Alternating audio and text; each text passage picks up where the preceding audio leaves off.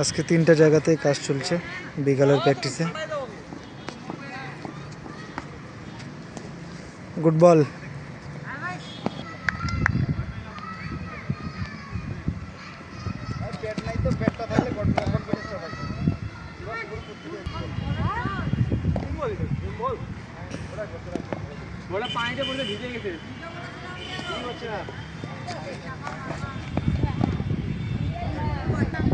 তিনটা নেটের কাজ চলতেছে 3 জায়গায়, একটা স্পিনে, একটা পেস বল, একটা থ্রোয়িং এর উপরে মেশিন বলে।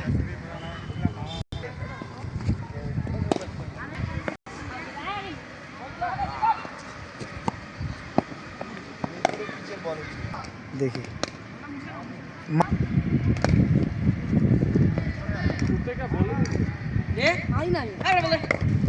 আসবে তো।